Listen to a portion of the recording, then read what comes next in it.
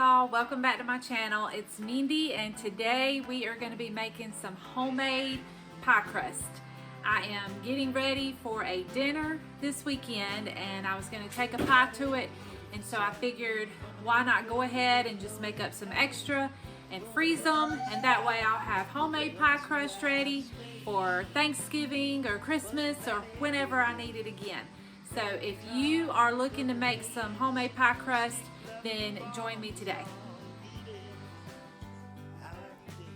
So now we're going to get started, and right here I have a cup of butter, and if I could do this over again, I actually would have done this in a different order. I would have mixed together my dry goods first and kept my butter in the fridge until I was ready to use it, because you want your butter to stay very cold. You don't want it to melt. And if you cut your butter in using the hand method, which is what I did this time, that can warm your butter up as well. But anyway, we will just continue with what we've already done this time, and I'm going to cut it up into small cubes. That just kind of helps with cutting the butter into the flour, and get that in the bowl, and then we will move on to the dry goods.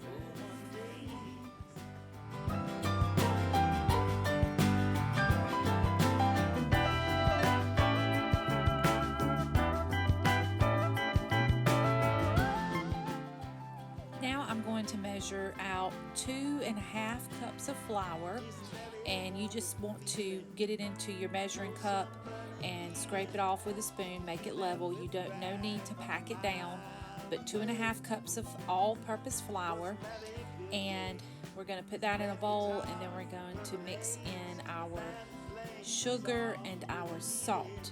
Now I use salted butter as well as adding in a couple of teaspoons of salt. That's the sugar, 2 tablespoons of sugar, and then 2 teaspoons of salt.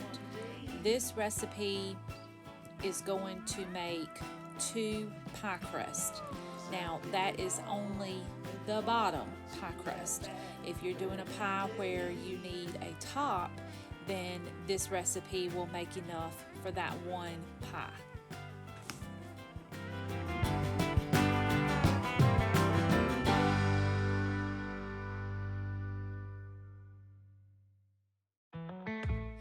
Here I am cutting in the butter using the hand method. There are other methods you can use. They have pastry tools out there that you can cut butter with.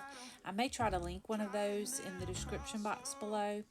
And then you can actually use a food processor. I have seen people do that. I've not tried that yet, but I do plan to try that soon.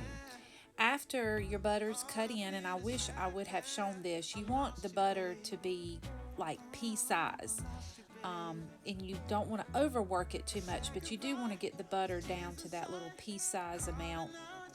But after that, you want to take ice cold water. You want to have ice in your water. It needs to be ice cold, and you're going to just add that to your mixture a little bit at a time, like I'm doing here, and you're going to just incorporate all that flour. You're not really going to knead the pie dough. I usually just kind of fold it over itself several times. That helps to get a flakier crust, and you're going to just kind of fold it over and make sure all the flour is worked in together.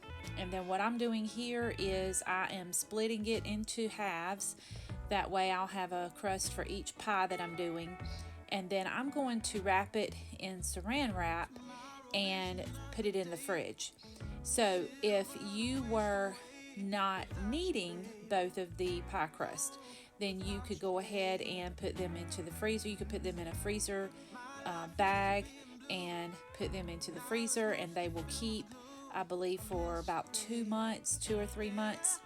But I will be using these pies. Thank you so much for joining me today. I hope this helped you in some kind of way. I appreciated having you here with me. If this video helped you any, please give it a like and consider subscribing to my channel. That helps my channel grow so I can do more videos for you in the future.